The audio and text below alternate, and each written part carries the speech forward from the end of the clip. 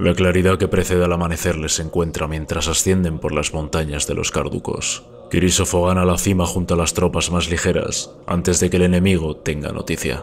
Los habitantes de las aldeas de los valles huyen de ellas, dejando todo atrás, pero las intenciones griegas de simpatizar con su pueblo les hace tomar únicamente lo indispensable para su subsistencia. Aún así, se pierden las vidas de algunos hombres rezagados en el paso, debido a lo estrecho que obliga a este a establecer las columnas. Los pocos carducos que han tomado aquella determinación prenden fuegos en la noche, y tanto unos como otros se vigilan en la oscuridad. Los griegos se deshacen de gran parte de los esclavos y las acémilas, puesto que ralentizan su paso, ya de por sí lento, a través de las montañas que preceden a Armenia. Y aunque los generales vigilan esto con detenimiento, algunos logran colar a la travesía a la mujer o al muchacho de sus deseos. Lo abrupto del terreno continúa siendo un problema para ensanchar el grueso que avanza en línea, y los ataques se repiten al aprovechar semejante circunstancia. En la retaguardia, Jenofonte y sus tropas sufren la violencia con mayor intensidad. Allí deben hacer frente a los ataques mientras huyen en busca de una vanguardia que aprieta el paso para tomar posiciones en las alturas antes que el enemigo. Ante tal tesitura, traen a 2 prisioneros tomados en aquellas tierras, degollando a uno de ellos para infundir miedo en el otro, quien les señala una ruta alternativa. Esta requiere de una expedición previa que asegure una cima. Así pues, 2000 voluntarios acometen el plan bajo un fuerte aguacero, mientras los hombres de Jenofonte procuran distraer a los enemigos apostados en el camino que dejarían de lado. Aquellos voluntarios se encuentran bárbaros que lanzan piedras colina abajo, las cuales estallan y lanzan sus pedazos como piedras de onda. Tomar la posición les lleva a la noche una vez más, tras la cual se esconden posiciones más altas que también deben ser tomadas. A la mañana siguiente, tras el toque de trompeta, los hombres del frente de Kirísofo se apresuran en reunirse con los voluntarios, mientras los de Jenofonte defienden las acémilas a la hora de atravesar los angostos pasos. Las escaramuzas de los bárbaros obligan a estos últimos a separar sus fuerzas para hacer frente a los diferentes tramos y sus diferentes alturas.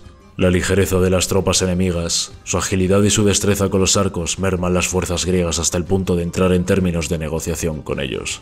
Sin embargo, las treguas y buenas apariencias tan solo acaban en las mismas hostilidades. Vanguardia y retaguardia se turnan para asegurar los pasos elevados, mientras atraviesan las montañas. El río Centrites, de 2 pletros de ancho, se dibuja en el llano horizonte que les espera. Han llegado al fin a las puertas de Armenia, donde pueden descansar después de una semana sin respiro, a través de las tierras de los Carducos. Ninguno duda de que las penalidades sufridas estos días superan a los sucedidos junto a Tisafernes y el Gran Rey, por lo que el ánimo de los griegos mejora notablemente. Sin embargo, el buen humor les dura poco tiempo. Al día siguiente, frente a ellos, al otro lado del Centrites se presentan jinetes armados, precedidos de infantería formada con el propósito de impedirles el paso y compuesta por mercenarios armenios, mardonios y caldeos. Detrás, en las montañas, los carducos esperan por si a los griegos se les ocurre volver por allí. Son 2 muchachos los que encuentran una zona de paso donde han visto cruzar a gentes del lugar. Así, dividiendo el ejército en 2, Kirísofo deja el río a su izquierda en su camino hasta ese lugar, seguido de los armenios que esperan al otro lado. Al río se inmolan víctimas que los adivinos consideran favorables, mientras los enemigos lanzan flechas y piedras sin éxito. Cantan el peán a viva voz, hombres y cortesanas que los acompañan. Jenofonte lanza un farol con sus tropas sobre la primera posición del río, para así mover las tropas del otro lado que teman ser rodeadas. Kirísofo cruza y pronto se hacen con la posición del enemigo, quien huye hasta que el paso es asegurado. Por su parte, Jenofonte, viendo que el otro lado del río es seguro, vuelve a proteger las acémilas. Los carducos, observando que los griegos se han dividido, se lanzan con cánticos de guerra hacia estos, quienes forman a su vez falanges divididas en enomotías. Para sorpresa de los apenas protegidos carducos, los hoplitas cargan a su vez, haciendo que muchos desistan. En ese momento, Kirísofo envía a peltastas, honderos y arqueros al toque de trompeta sobre el río, haciendo que todos los enemigos se retiren.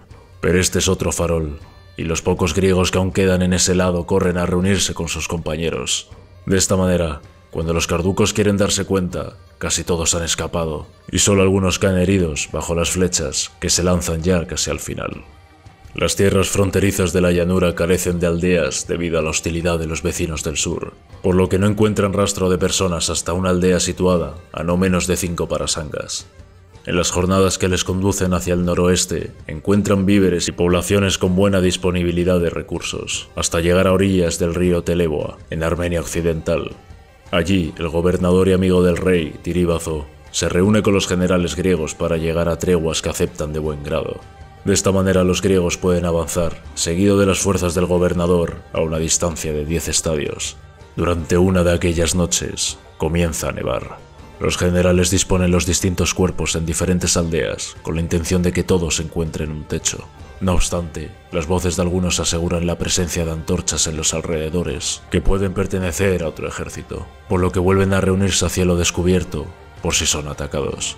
La nieve no cesa en su caída. Al amanecer, los cuerpos de los hombres y acémilas se han cubierto de espesas capas blancas, cuyo interior conserva una temperatura templada y en algunos casos imposibilita el movimiento.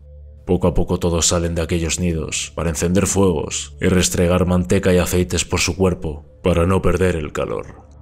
Un destacamento marcha en busca del emplazamiento donde han visto antes las hogueras. Aunque allí no hay nada, traen de vuelta a un prisionero que les informa del ataque que Tiríbazo prepara en unos desfiladeros posteriores por donde tendrán que pasar los griegos. Así pues, se da orden de llegar hasta allí flanqueando la cima de la montaña. Los peltastas se adelantan y hacen huir a los bárbaros allá apostados, se atrapan caballos y se hacen prisioneros. El camino a partir de ahí está cubierto de un infinito manto cegador que nunca desaparece. La nieve les acompaña en un lento avance, hasta el día en que un viento helador quema a los hombres y a las bestias. Las acémilas y los esclavos comienzan a morir. Los soldados griegos comen los cueros de sus sandalias y de los calzados hechos con animales desollados, pegados a la piel como si hubiesen sido soldadas sobre ella. El frío se cuela dentro de sus cuerpos, solo protegido por telas ligeras preparadas para la campaña en verano, y en algunos casos, por capas que detienen al viento. Unos de ellos quedan ciegos, y los que pueden, se protegen con algo oscuro frente a los ojos. Otros dejan de andar cuando sus dedos se congelan.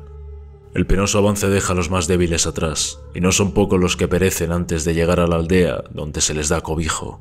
Detrás, otros enemigos siguen a los griegos rematando y robando las acémilas que se rezagan. Por eso Jenofonte, con la desmoralización candente en las miradas de sus soldados, tiene que enfrentar a quienes les persiguen por la espalda. Mientras enfermos gritan y hacen sonar sus escudos, los más jóvenes y fuertes logran desbaratar el peligro. No vuelven a escuchar ni temer hasta que llegan a las únicas aldeas donde pueden dormir, comer y descansar en paz. El líder de aquellas tierras, quien paga con caballos pequeños y duros al rey de Persia como tributo, les abastece y trata como invitados.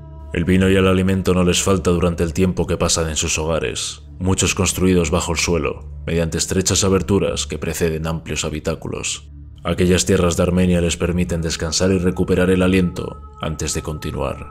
Al octavo día emprenden la marcha guiados por el jefe local que debe guiarles, así como su hijo, apenas entrado en la adolescencia. Las grandes distancias cubiertas de nieve y la ausencia de aldeas llevan a Quirísofo a golpear a aquel hombre, quien aprovecha una noche para huir y abandonar a su hijo entre los griegos. A pesar de esto, es uno de ellos, Plístenes, quien se enamora del muchacho y le guarda para llevarlo a su país, por lo que no se le hace ningún mal. Las siguientes jornadas discurren a lo largo del río Fasis, hasta que se presentan ante ellos los cálibes, taocos y pasianos, en una zona elevada al frente, a unos 30 estadios de distancia. El ejército se coloca en formación una vez puede detener la marcha y delibera. Algunos opinan que debe atacarse tras hacer una pequeña pausa para almorzar. Otros, Jenofonte entre ellos, que deben esperar hasta la noche para reconocer el terreno y buscar rutas que no les expongan totalmente al enemigo. El ateniense alaba las virtudes del robo de los lacedemonios durante su adiestramiento para justificar el robo de la montaña, de la misma manera que Quirísofo lo hace con la misma capacidad de los atenienses para hacerlo con las arcas públicas. Comen y mandan parte del ejército a subir la montaña cuando oscurece. El resto queda a 10 estadios del enemigo para fingir la intención de un ataque frontal. Las hogueras se encienden cuando la expedición llega a cotas más elevadas, impidiendo el descanso para los defensores. Al rayar el día, una parte de sus tropas se enfrentan a los griegos en la montaña, siendo derrotados por estos antes de que el grueso de ambas facciones se enfrente. En el llano, los peltastas corren contra los que están formados delante, seguidos de los hoplitas, El enemigo huye en su mayor parte, abandonando a su paso los escudos de mimbre.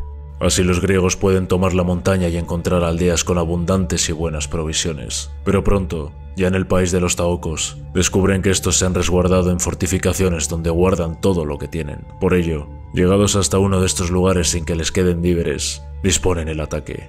El lugar está rodeado de un río y tiene una sola entrada, ante la cual se despliega una serie de pinos. Tras ello las piedras son lanzadas cuesta abajo por la pendiente cuando algún griego se acerca, fracturando a su paso piernas y costillas. Por ello se dispone un pequeño grupo que debe avanzar al abrigo de los árboles para que los defensores gasten sus piedras. Muchos voluntarios corren con valor, acelerando el desperdicio de aquellas rocas ante ellos. Por eso, cuando las piedras parecen agotarse, los cuerpos de los habitantes que allí se esconden comienzan a caer por los precipicios. El terrible espectáculo de desesperación atestigua cómo las madres tiran a sus hijos, para darse muerte ellas inmediatamente después. También los hombres caen, y de esa manera, muy pocos se convierten en prisioneros aquel día. A cambio, se obtienen animales en abundancia. Desde allí atraviesan el país de los cálibes, siendo estos los más valientes que encuentran a su paso. Al afrontar el combate, disponen un baile acompañado de cantos de guerra. Muchos visten grebas y cascos, disponen sus lanzas de 15 pies y sus sables parecidos a los del sur del Peloponeso, con los que degollan y coleccionan las cabezas de aquellos caídos bajo su filo. También se refugian en fortificaciones, por lo que los griegos tienen que conformarse a su paso con las acémilas adquiridas anteriormente a los taocos, hasta encontrar aldeas para aprovisionarse en medio de las llanuras, habitadas por los esquitenos. 4 jornadas después llegan a la ciudad de Gimniade, donde se les recibe con benevolencia y se les ofrece guía. Pronto descubren que semejante actitud responde al interés de este pueblo por enfrentar a los griegos contra sus propios enemigos, pero cumplen su palabra y les llevan hasta la cima de la montaña llamada Teques. Allí los gritos de los primeros en llegar alertan a los que vienen después. Los gritos bajan la colina más rápido que las piernas de muchos que empiezan a correr. Jenofonte se adelanta con la caballería temiendo lo peor, pero los gritos que proceden de la cima no son de preocupación o de alarma, son de alegría. Gritan a viva voz: ¡Thalassa! ¡Thalassa! ¡El mar! ¡El mar!